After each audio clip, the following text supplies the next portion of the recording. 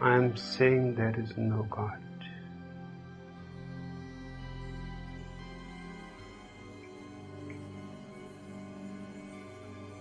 But that does not mean that you jump to the opposite of the atheist.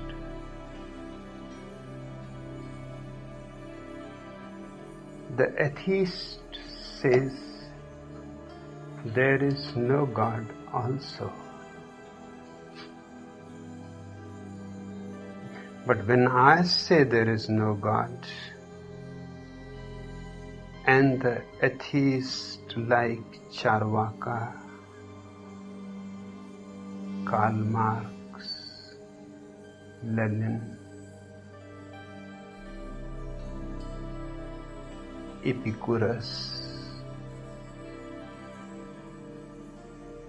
when these people say there is no God, there is a tremendous difference between my statement and their statement. The statements are absolutely similar. Because I say at the same moment that there is godliness,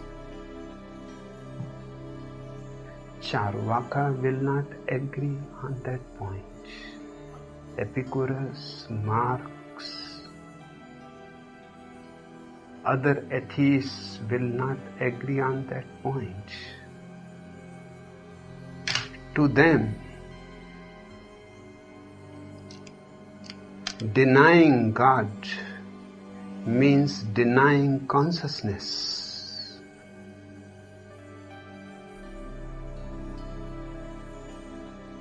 To them, denying God means the world is simply matter and nothing more. And whatever you see as consciousness is only a byproduct of certain matters put together. Just a byproduct. Take those things apart and the byproduct disappears.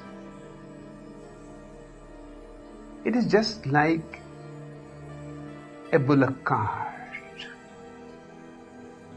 You take the wheels away, you take other parts away, and each time you can ask, is this the bullock cart? When you take the wheels apart, certainly the answer will be it is not. No part is the whole. You can take by and by each part and remove the whole, and no single part was the bullock cart. And in the end you can be asked, now where is the bullock cart? Because we have not removed it. You have never said at any point that bullock cart is being removed. Bullock cart was just only a combination. It had no existence of its own. It was a byproduct. That's what Marx means when he says consciousness is a epiphenomenon. Remove the body, remove the brain, remove all that constitutes a man's being, you will not find anything like consciousness. And when you have removed everything, it is not that the consciousness will be left behind. It was only a combination. You have taken the combination apart.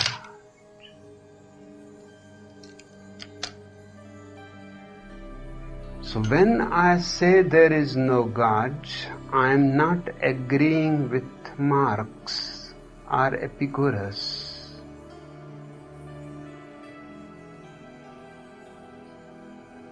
I am certainly not agreeing with Jesus, Krishna, Moses, Muhammad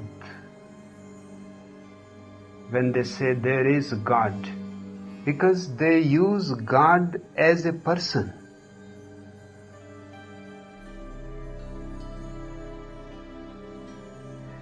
Now, to think of God as a person is just your imagination.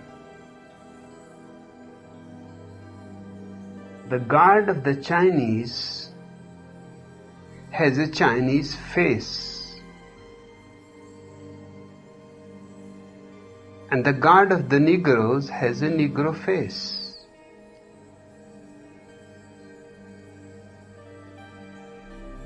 And certainly the God of the Jews must have a Jewish nose. It can't be otherwise.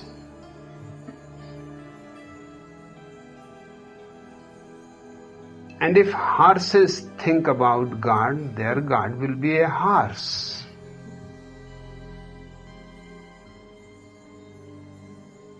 So this is just projection.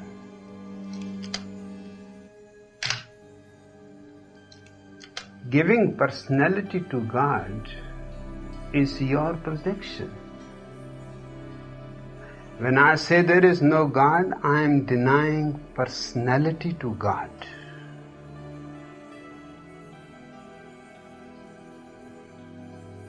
I am saying God is not, but there is tremendous godliness. That is an impersonal energy, pure energy.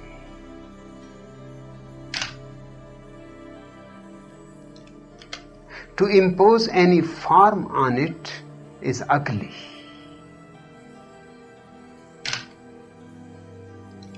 You are imposing yourself on it. Now Jesus is calling God Father.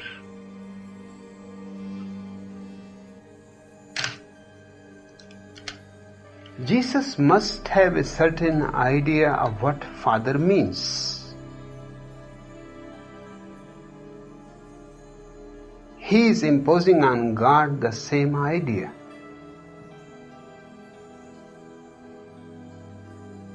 Now there are in India religions which believe not in a father god, but in a mother goddess.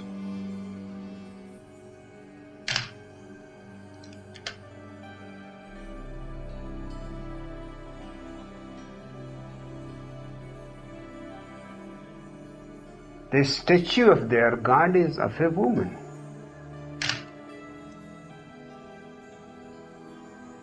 The most beautiful woman that they can conceive. But it is a Hindu woman.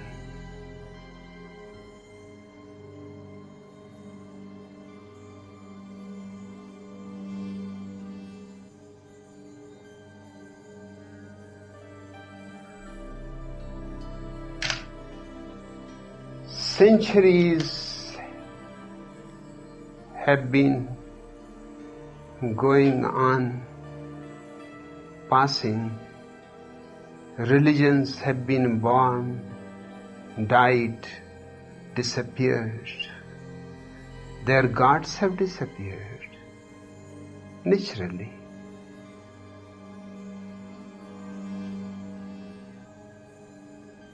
There is a place in India, Mohenjo-daro.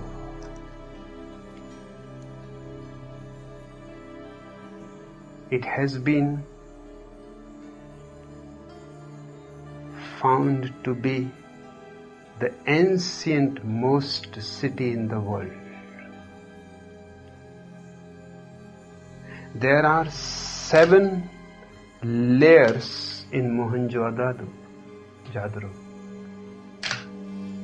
It seems that civilization had to face some calamity 7 times. When the first layer was found, it was thought that this is all. We have found Mohenjo-daro. That was determined to be 7,000 years old. But a little more digging, and another city was found underneath the first city, which must have been 10,000 years old. Then the work continued. Then the people who were working on the excavation went on digging, and city after city, 7 cities have been found in Mohenjo-daro. The 7th seems to be at least 20,000 years old.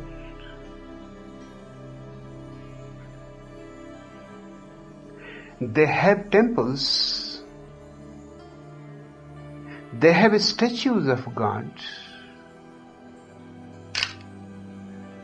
Those civilizations have disappeared, those people have disappeared, their religions have disappeared, their gods have disappeared.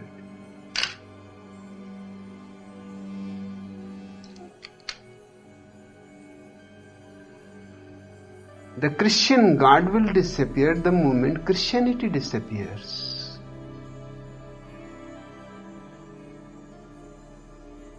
The Hindu gods will disappear the moment Hinduism disappears. Do you see what I mean to say? It is your projection. If you go on projecting it, it is there. If you are not there to project it, if the projector is not there, the God disappears. I am not in favor of such gods which have been projected by the tiny mind of man. And of course, the tiny mind of man is bound to give qualities to God which are its qualities. The Jewish God in Talmud says, I am an angry God.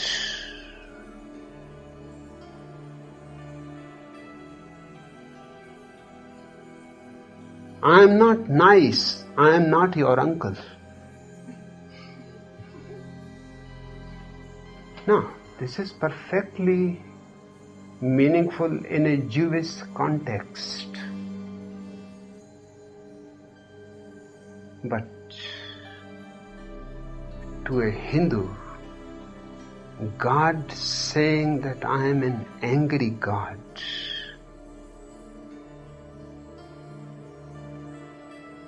it is sheer impossibility. Anger and God,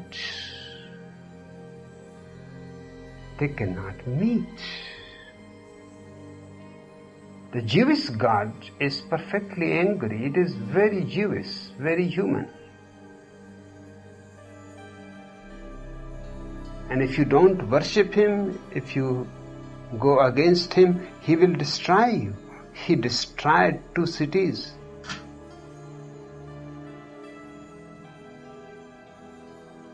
Because the people of those 2 cities were behaving sexually in a perverted way. And He was very much against. Sodom and Gomorrah, these 2 cities, He completely destroyed.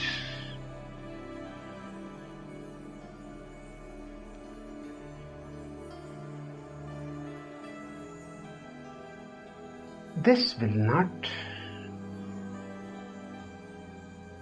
appeal to a Hindu. It is impossible. It will not appeal to the Mohammedan,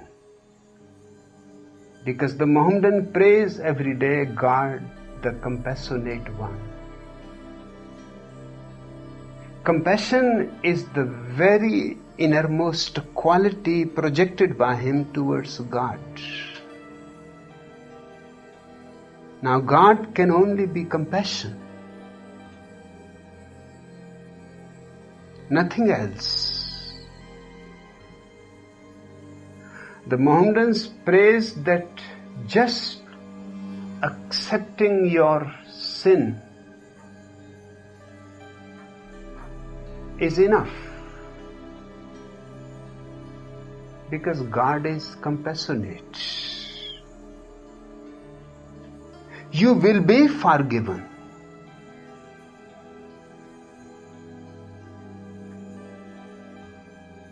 Umar Khayyam, one of the great poets of Persian literature, says that don't prevent me from drinking wine, enjoying women, because God is compassionate. Don't tell me that I am committing sin. Let me commit as many sins as possible. His compassion is far more bigger than all my sins combined together.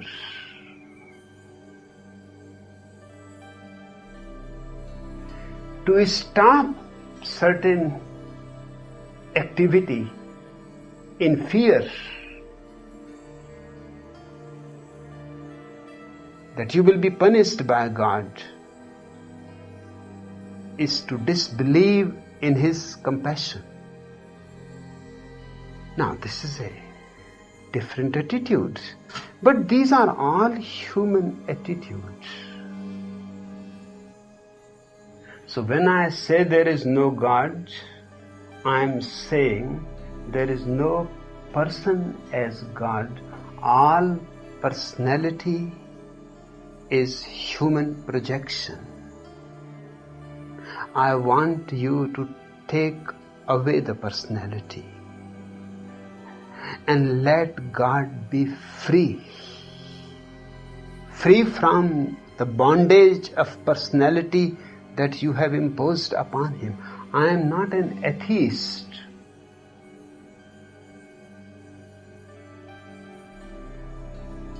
To me,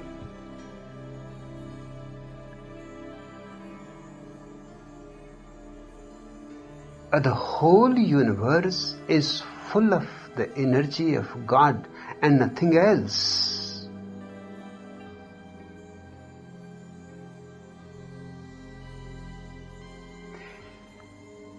You have to understand one thing, which is very fundamental.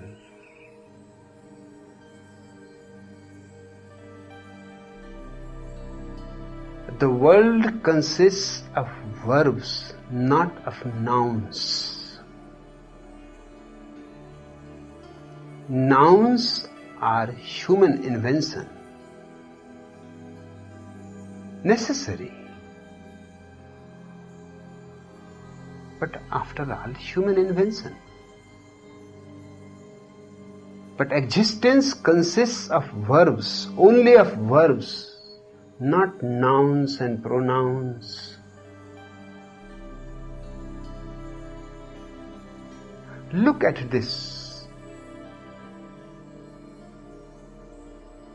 You are seeing a flower, a rose. To call it flower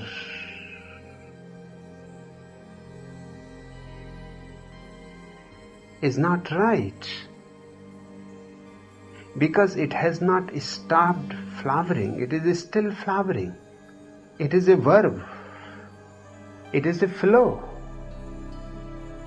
To call it a flower, you have made it a noun. You see the river. You call it a river. You have made it a noun. It is rivering.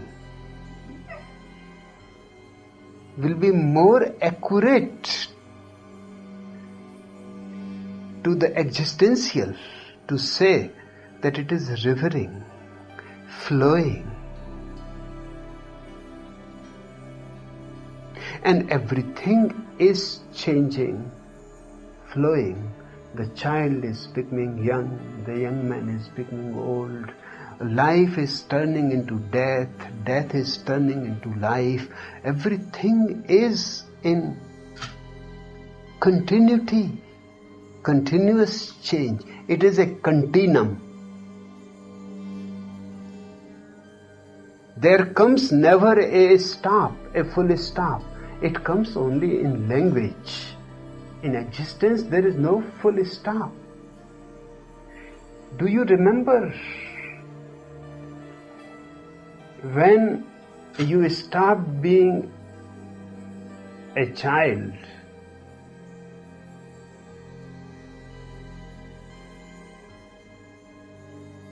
When, at what point came the stop?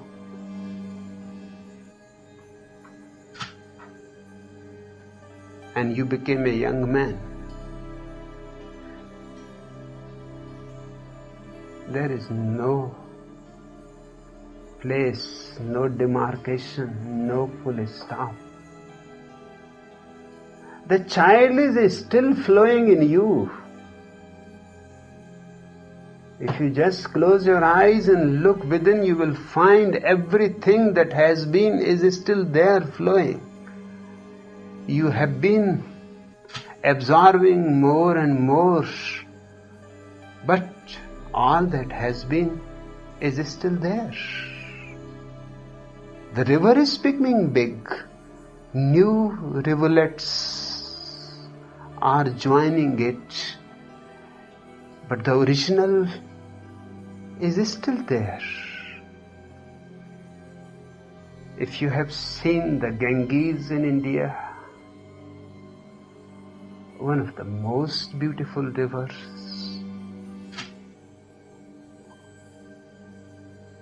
you can understand it. The point where it arises, it is so tiny that a face of a cow, of course of a stone, carved into a stone, the face of a cow, is enough. Through that cow's face, the Ganges falls, it starts its journey. So small.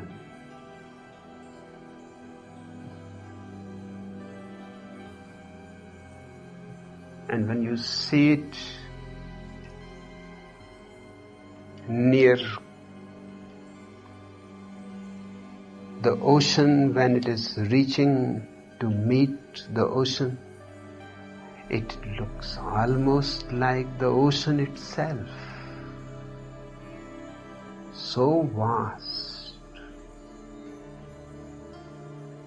But that small current falling in Gangotri, far away, thousands of miles away in the Himalayas, from a stone mouth of a cow, that current is still there. So many rivers have come and fallen into it and had made it oceanic.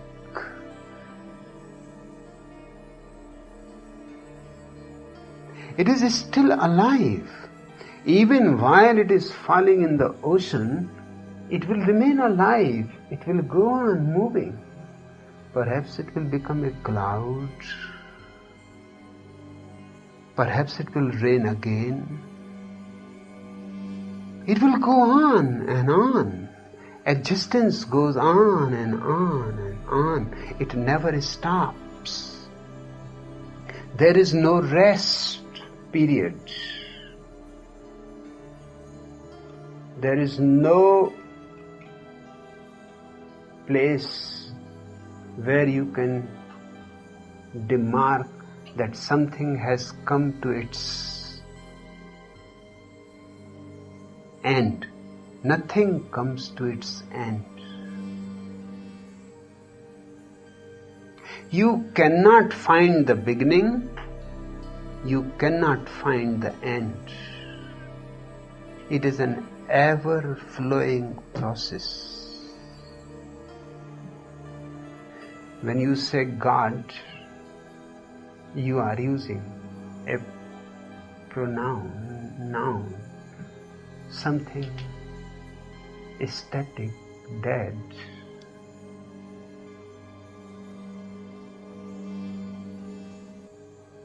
When I say godliness, I am using a verb, something alive, flowing, moving.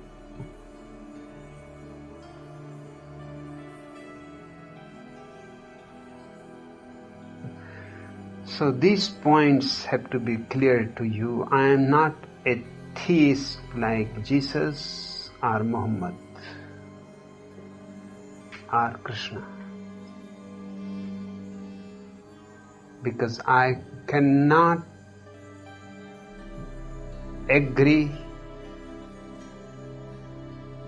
with a dead God.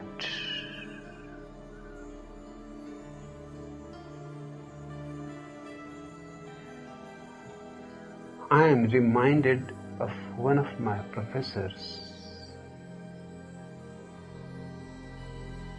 He is a very beautiful man.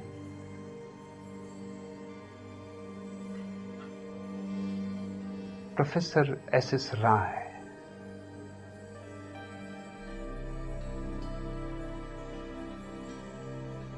Now he is a retired head of the Department of Philosophy from Allahabad University.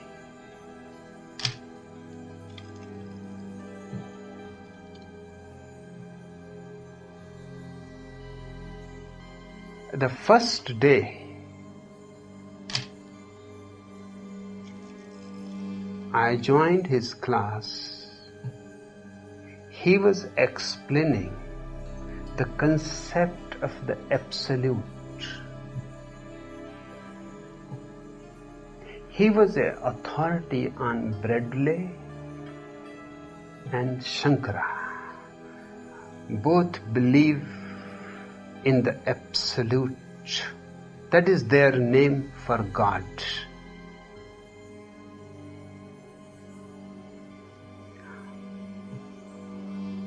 I asked him one thing.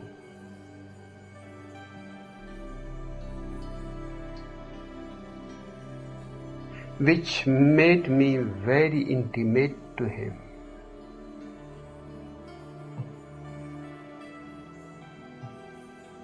And he opened his whole heart to me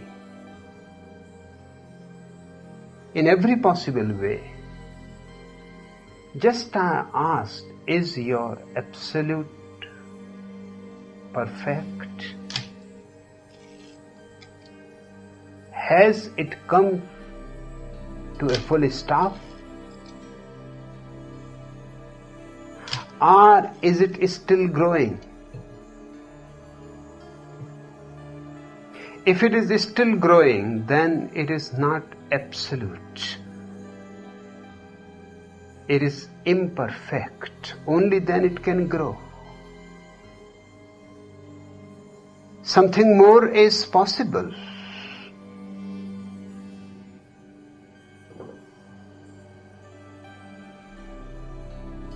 Some more branches, some more flowers. Then it is alive.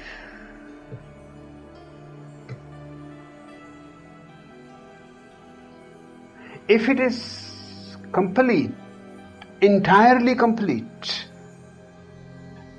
that's the meaning of the word absolute. Now there is no possibility for growth. Then it is dead. So I asked him, be clearly, because Absolute represents to Bradley and Sankara God. That is their philosophic name for God. Is your God alive or dead? You have to answer me this question. He was really an honest man.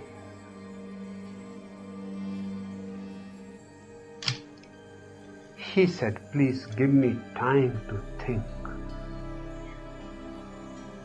He had a doctorate on Bradley from Oxford,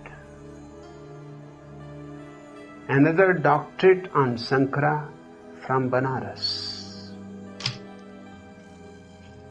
And he was thought to be the greatest authority on these two philosophers because he has tried to prove that Bradley from the west and Sankara from the east have come to the same conclusion.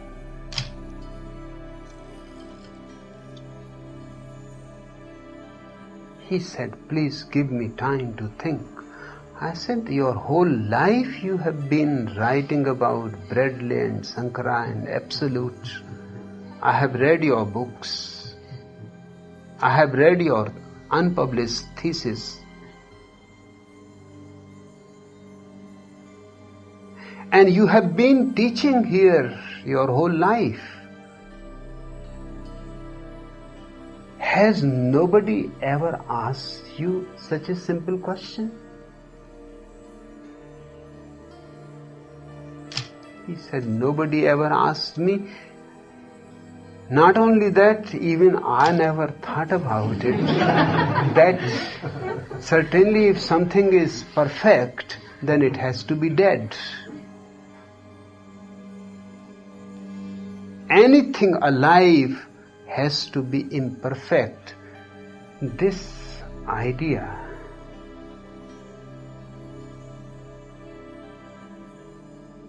has never occurred to me. So please give me time.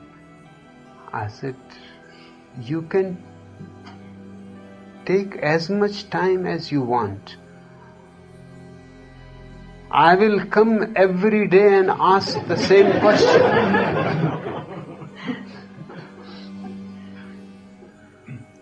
And it continued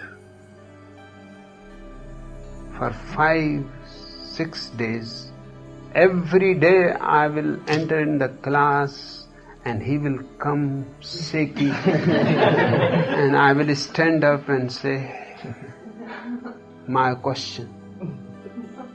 And he said, you please forgive me. I cannot decide. Both the ways there is difficulty.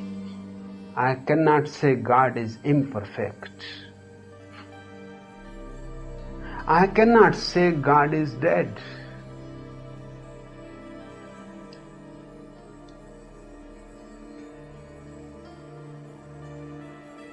But you have conquered my heart.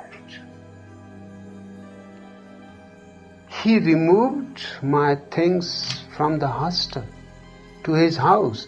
He said, no more. You cannot live in the hostel. You have to come and live with my family, with me.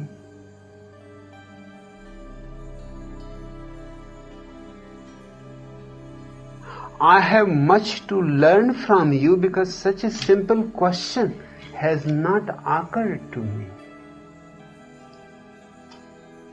All my degrees you have cancelled.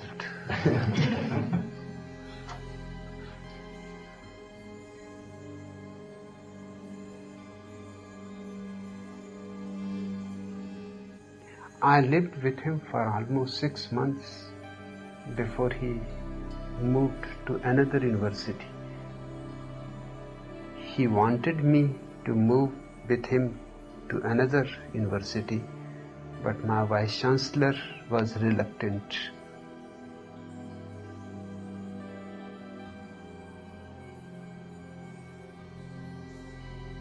he said, Professor Rai, you can go.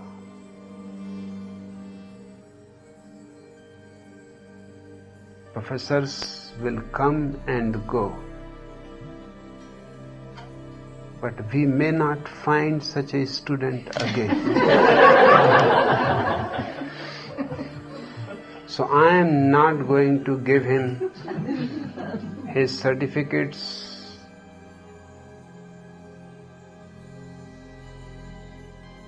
And I am not going to allow him to leave the university.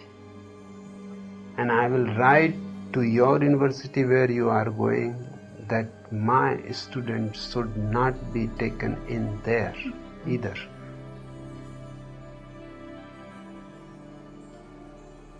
But he remained loving to me. It was a rare phenomenon. He used to come almost every month to see me from his university.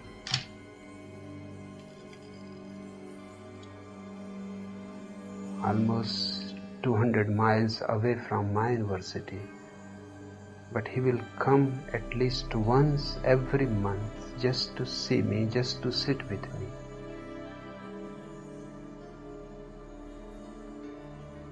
And he said that now I am getting better salary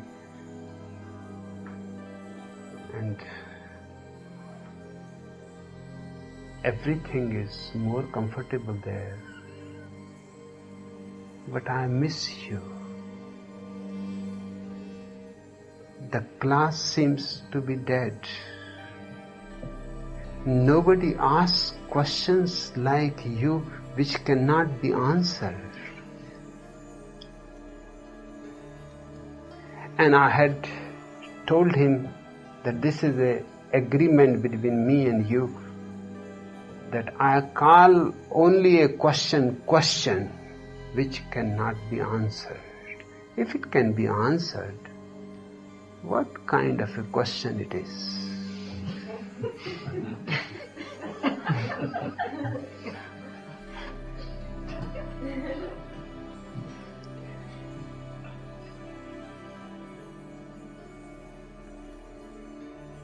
God, perfect, absolute,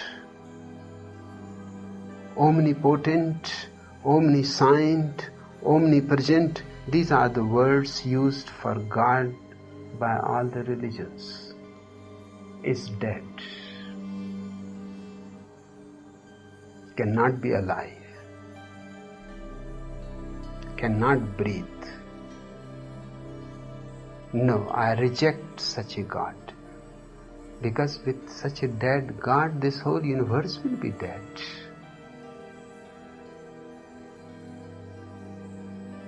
Godliness is a totally different dimension.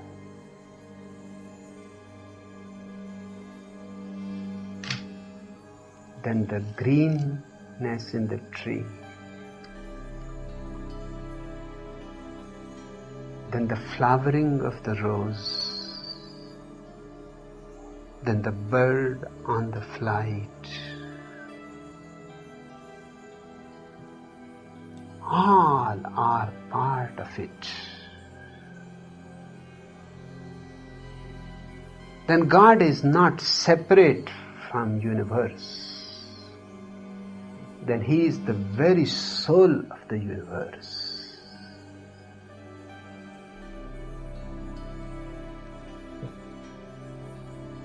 Then the universe is vibrating, pulsating, breathing godliness.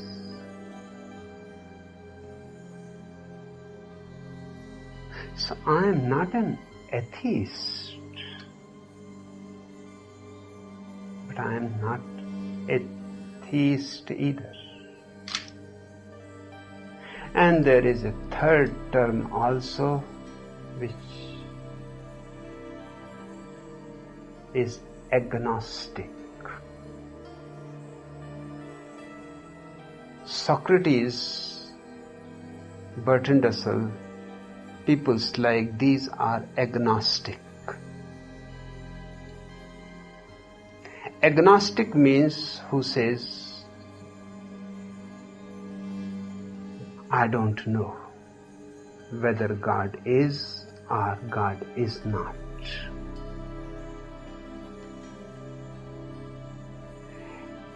These agnostics are at least more honest than your so-called theists in the churches, in the synagogues, in the temples, in the mosques, all phony and hypocrites, not knowing what God is and is still bowing down. Their hearts are empty. Their prayers are phony. They don't mean it what they are saying and doing. They are just imitating their forefathers. They are just puppets in the hands of tradition. They are hypnotized by their society, culture, civilization. They are conditioned by the teachers, by the priests, by the parents. What they are saying is not their own. It is borrowed.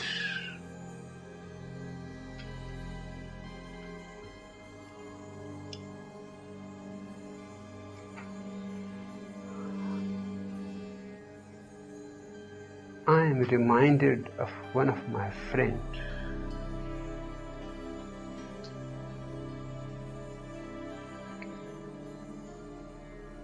He was an average human being. I mean, just an idiot.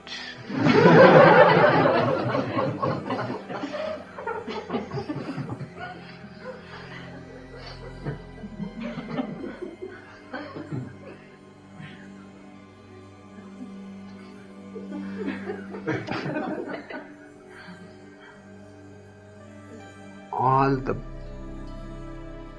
students were continuously talking of falling in love with girls and this and that. And they were asking him,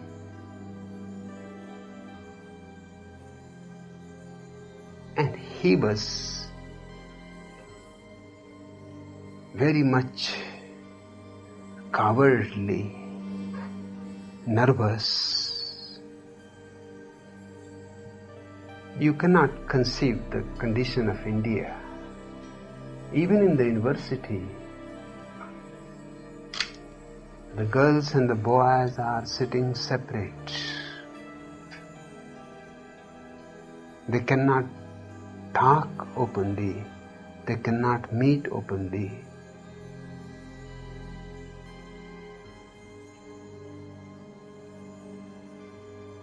But his heart was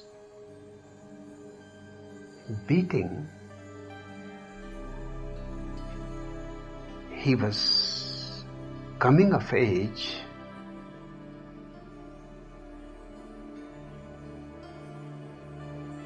One day he came to me because he thought I am the only person who has never laughed at him.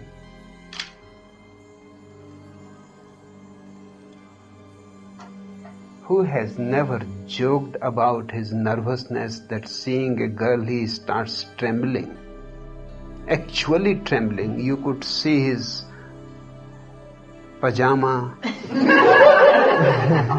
shaking and perspiring. Even if it was winter and cold, he will start perspiring.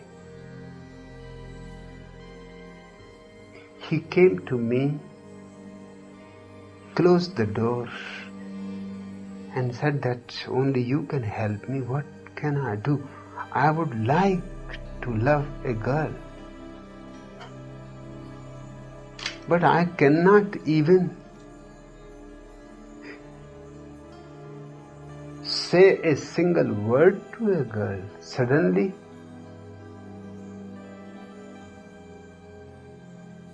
I lose my voice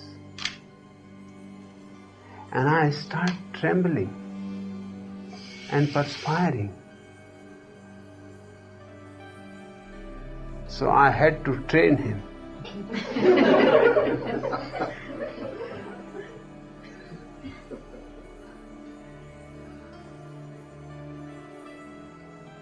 I knew a girl who was in my class, and I told her that you have to be a little helpful to this poor man.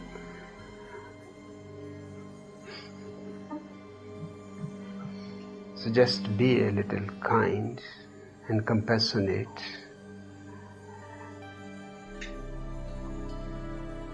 And when he perspires, you don't mention it.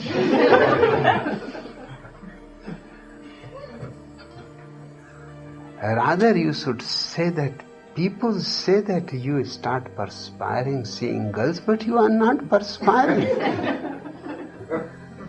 And I am a girl. Have you forgotten? And you are not shaking, and he will be shaking. But you have to say that you are not shaking. And I had to write love letters for him.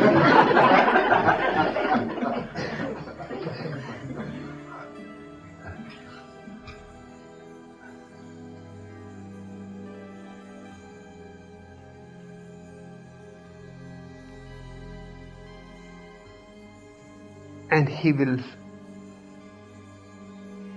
send those letters. And the girl was prepared by me, and she was just because I had told her, she was answering her. She will answer the letters and he will come running to show me the letter.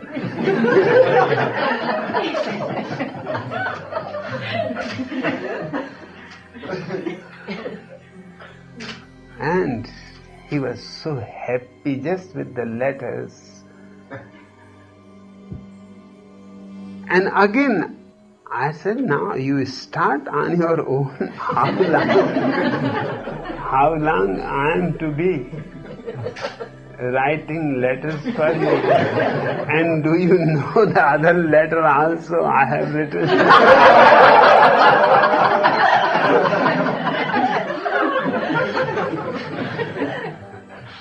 Because the girl says that I don't love him, how I can write? So you please do this too.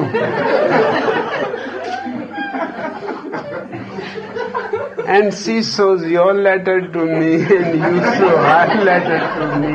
And I am the one who is writing both the letters.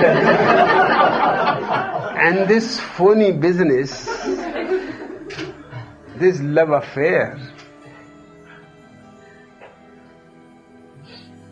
But this is what is happening in all the synagogues, temples, churches.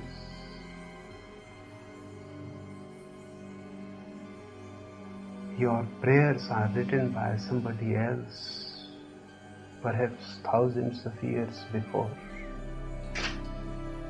They are not part of your being. They have not arisen from you. They don't carry any love from you.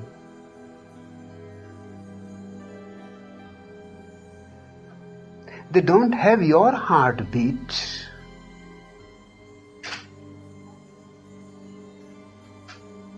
You don't know to whom you are addressing.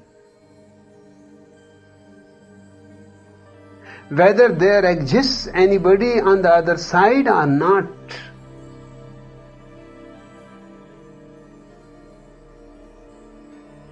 That too is written in the same book from which you have taken the prayer, that he exists. It is a very circular thing. The same book says God exists. The same book gives you the prayer.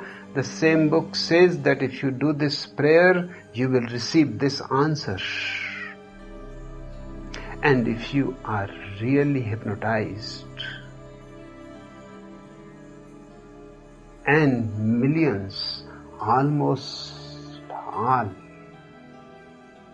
are hypnotized, they start receiving the answer, the same answer. No Hindu receives the answer which a Christian receives. It's strange. Even once in a while, no mistake, no error happens.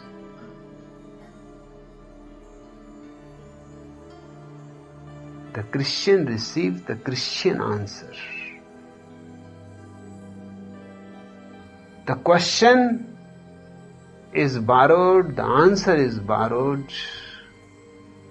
The prayer is somebody else, the answer is somebody else. And you are carrying a phony love affair. How can it satisfy you? What fulfillment is possible out of it?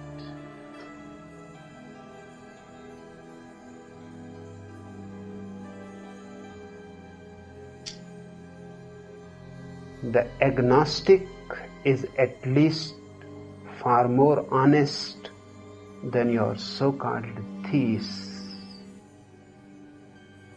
and also more honest than your so-called atheists, because these atheists also have not taken any trouble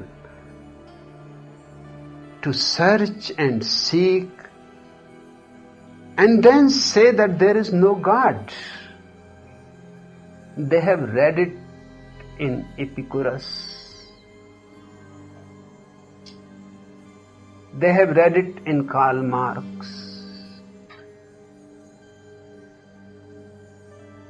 Neither Karl Marx has taken any trouble to find out whether God really exists or not, whether there is something in it or it is all fiction. No, he has borrowed from other atheists, from Epicurus, from Diderot.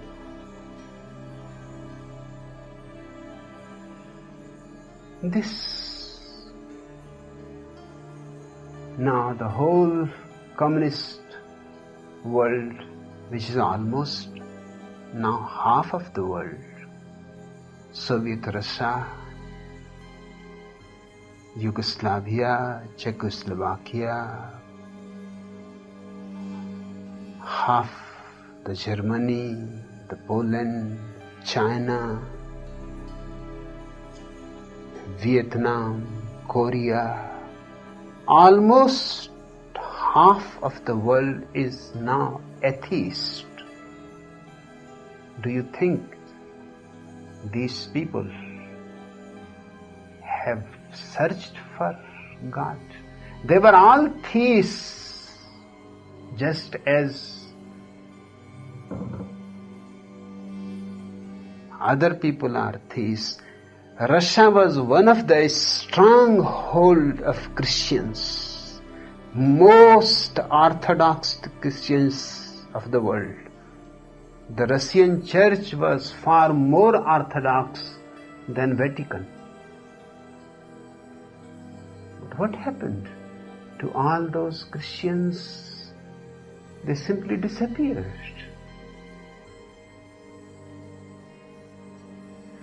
They disappeared just like dewdrops in the early morning sun, not even leaving a trace behind. They were phony.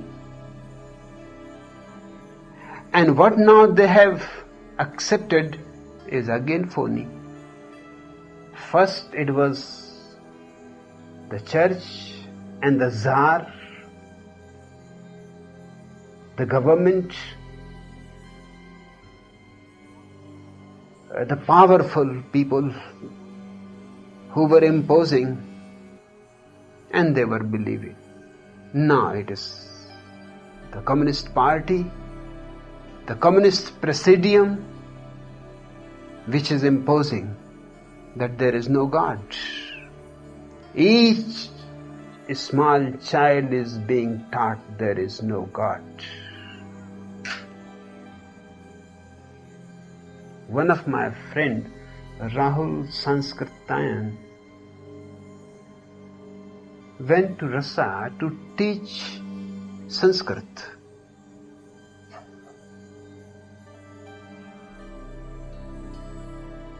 He fell in love there and married a Russian woman.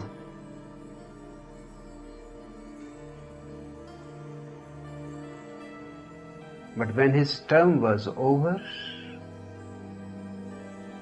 they did not allow his wife and his 2 children to come back with him to India.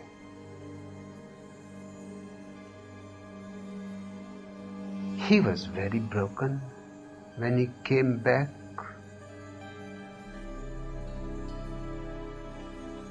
He said, they have spoiled all my life. I said, why they have not allowed? They said, for a simple reason. My child learns in the school that there is no God, that religion is the opium of the people. And I am a religious man. He was a Buddhist monk.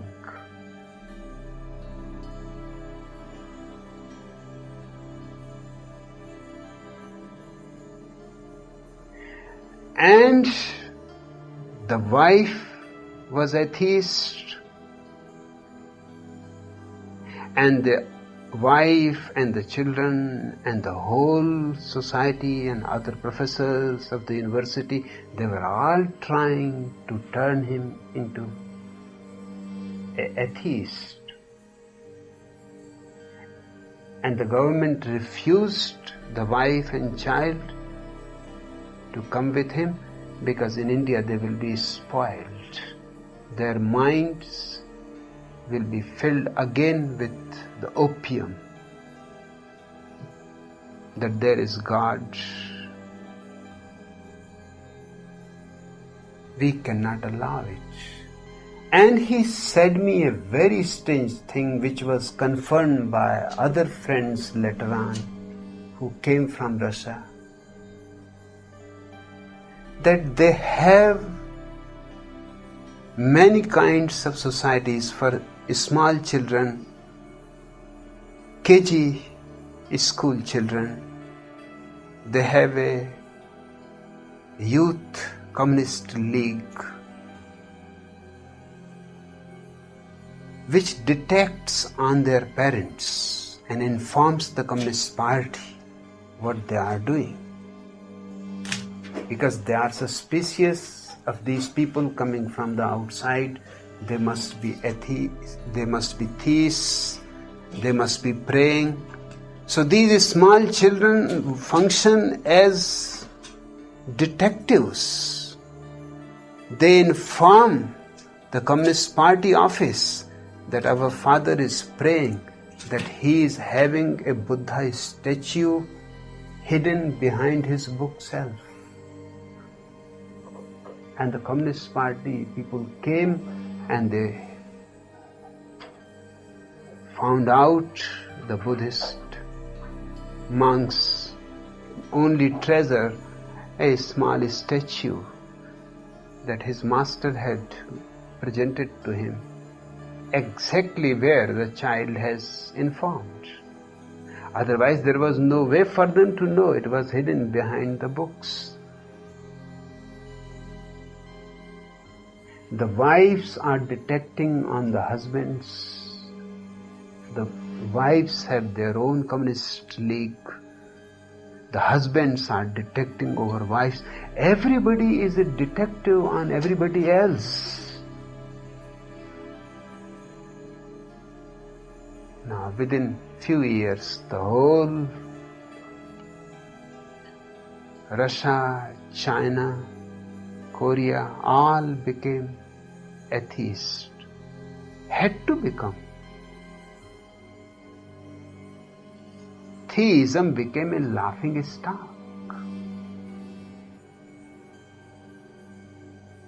Rahul Sanskritan told me that he asked a school boy when he first reached Russia, "Do you believe in God?" The boy laughed. He said, "What are you saying?"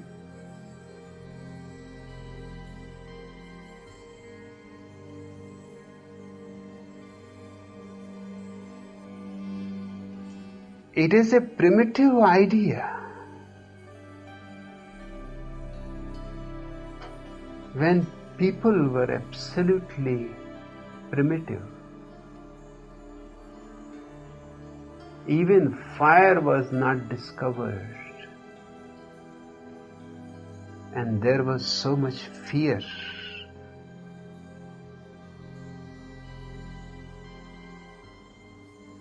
That out of fear they started believing in God. We don't see any need. Do you believe in God? And Rahul said to me, I could not look eye to the small child. I said, the reason is that your religion is also borrowed, just as his religion is borrowed. Your parents have forced it upon you. His government has forced it upon him. Neither you have looked into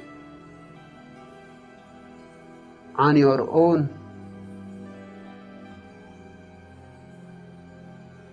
Throwing all that others have given to you, cleaning your mind completely of all rubbish and crap, and just going directly without anybody interfering with you. Whoever he is, Jesus or Marx, Krishna or Confucius, Muhammad or Mahavira, whoever he is, not bothering about him, but just going directly into reality and watching it and seeing it and finding it. If you don't find God, you say there is no God. If you are still searching, you can say, I am still searching, seeking. Hence, I cannot answer the question in yes or no. Then you are an agnostic. But I don't think Bertrand Russell is a right, honest agnostic. He has just argued against all the proofs of God. And it is very simple to argue.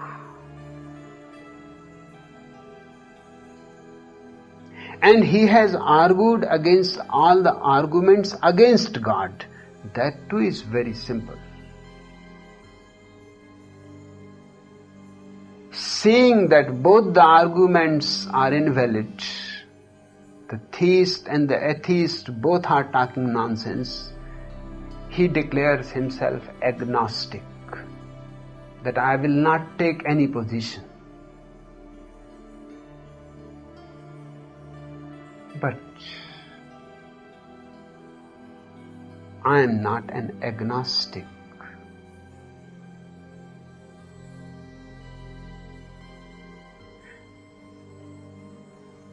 I am very strange in a way, because you cannot categorize me. These are three categories. There are no fourth category. and I belong to the fourth, the unnamed category. I have looked, searched, I have not found God true, but I have found something far more significant, godliness. I am not an atheist. I am not a theist. I am not an agnostic. My position is absolutely clear. You ask, if there is no God, why I am called by my people Bhagwan?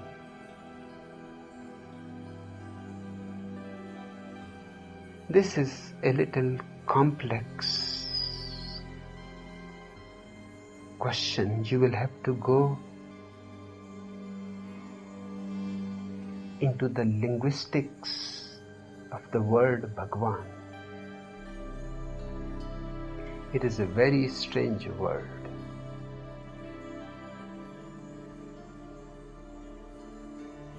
In Hindu scriptures, Bhagwan is used almost synonymous to God. I say almost, because in English there is only one word, God.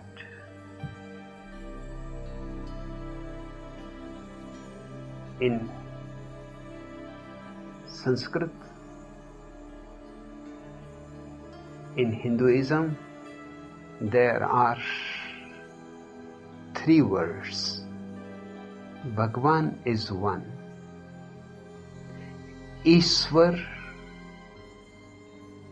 is the second. Paramatma is the third. Hindus use these 3 words for 3 different reasons.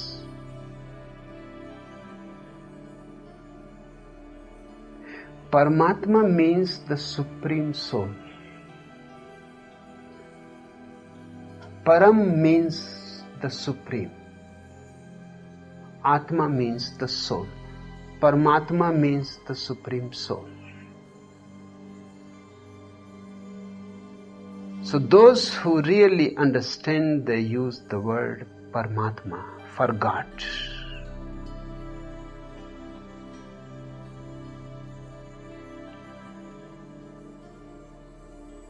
The second word is Ishwar.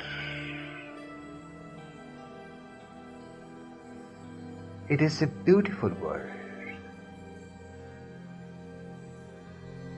Ishwar means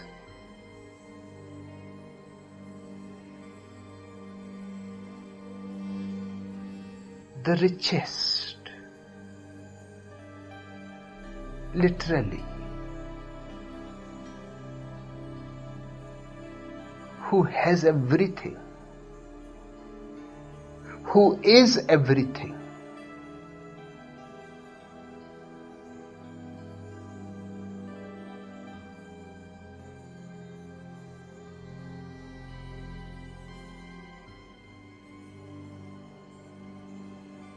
It's certainly true. The moment you experience godliness, you have everything.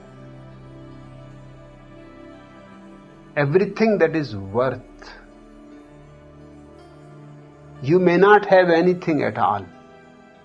That doesn't matter. But you have everything that is of any significance to life.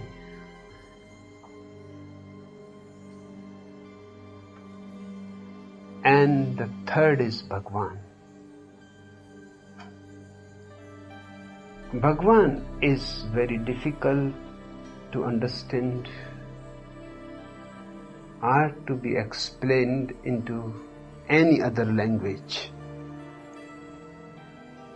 In Hindu scriptures, remember that because Bhagwan is used by 2 kinds of people in India, Hindus, 1, Jainas and Buddhists too.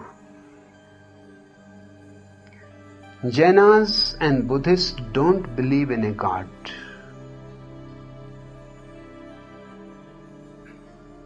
Still they use the word Bhagwan. For Buddha, Buddhists use Bhagwan. Bhagwan Gautam Buddha. And Jainas also don't believe in a God. But for Mahavira, they use Bhagwan Vardhaman Mahavira. So their meaning is totally different. Hindus are very down to earth. You will be surprised, even shocked.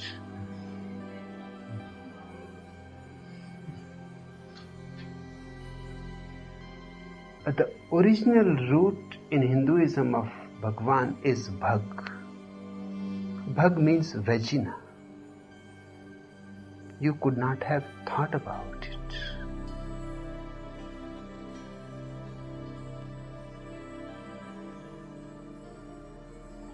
And Bhagwan means one who used the vagina of universe to create the creator. Hindus worship the female vagina and the male phallic symbol, Shivlinga. If you have seen Shivlinga, the marble standing out is just a symbol of male sexual organ, and it is standing in the vagina. Underneath it, if you have looked, there is a marble vagina in which it is standing out. Hindus have worshipped symbolically, and it seems meaningful into their reference that any creation is bound to be the meeting of the male and the female, yin and yang. So for the creator they use the word Bhagwan, but the origin of the word is very strange. Buddhists and Jainas don't believe in God, don't believe that anybody created it, but they use Bhagwan. They have a different origination for their word.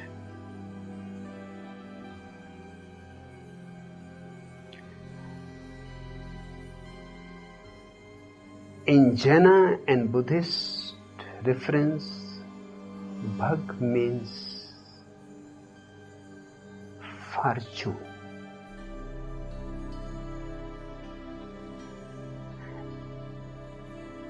And Bhagwan means the fortunate one, the blessed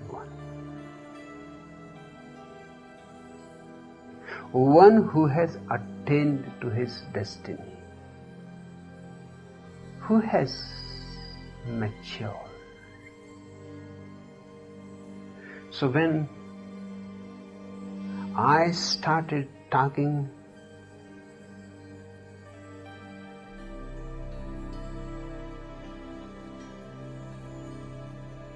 "34 years before,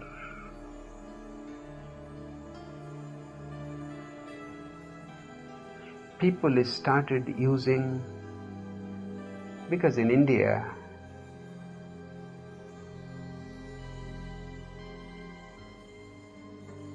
If you respect a man, you don't use his name. That is thought to be disrespectful.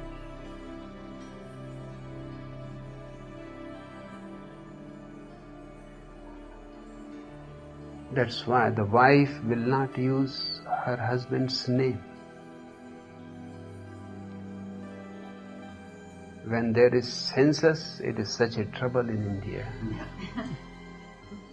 Because if the husband is not at home, gone to the office, and the officers come, the wife cannot say the name of her husband.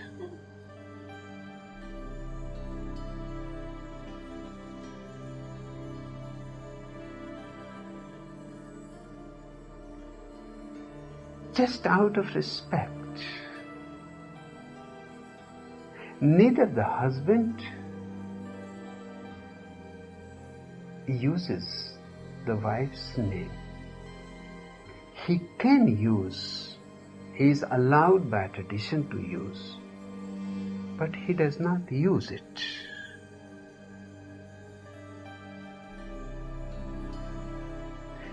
He will simply call, if he has a boy, the boy's name, any name, ABC, then he will call, where is A's mother? Or B's mother? But he will not directly use his name. That is a simple traditional respect. So when I started speaking, and when people started feeling something for me, on their own they begin to call me Acharya. Acharya means the master, but not just the master, it is something more.